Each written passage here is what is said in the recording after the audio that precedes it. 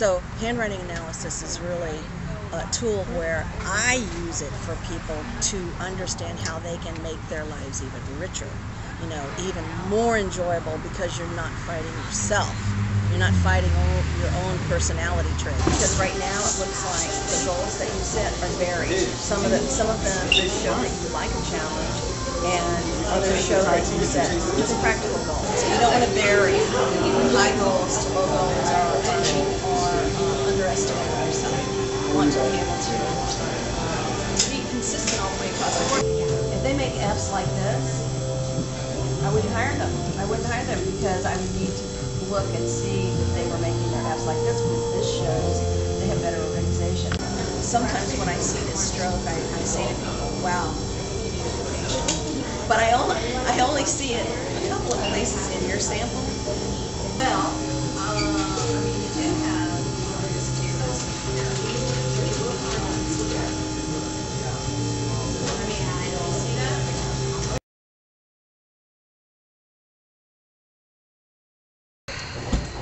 I'll tell you the motivating story, which is kind of a shocker, but it's absolutely true. When I was in my mid-20s, I moved to California.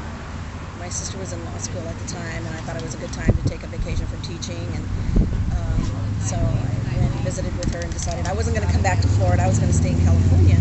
And one of the things that I got involved in is looking at or exploring just different alternative healing modalities and things like that, because California was very avant-garde in that. It was very progressive. But one of the people that I met was a young man that I started really liking.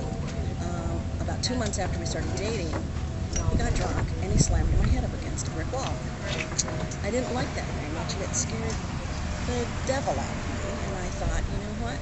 I'm not a stupid woman. How did that happen to me? So I thought, well, I'm never going to let it happen again. And I had to figure out how I was going to make that happen and ensure that it would never happen again. But it's a very important difference in what I do, and I cannot just do a personality profile and say, here you go, bye-bye. I have to get in the nitty-gritty of it with the client and say, okay, are you happy with this? Is this working for you? Because if it's not, I can show you how to do it. Then, once I show them the technique to change or mitigate a weakness or a trait that they don't have any use for or doesn't support what their goals and their dreams are, then it's up to them. I can't force them to change their handwriting. I can show them how. But it's up to them to follow the course. And when I say course, I don't mean like class after class after class. I mean the sequence of the method.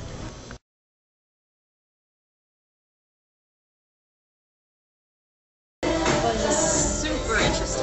I already like handwriting and things like that, because it's very artsy to me already.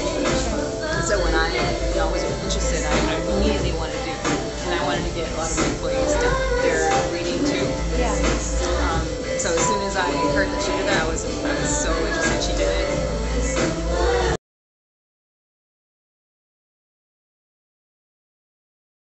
We all had the same response. Pretty much, she's a very good woman. Like, she comes in, she's very chill, and she just comes in, she sits back, have a coffee, and people come in and she can tell them about their life and what they could do to help. And I really admire her.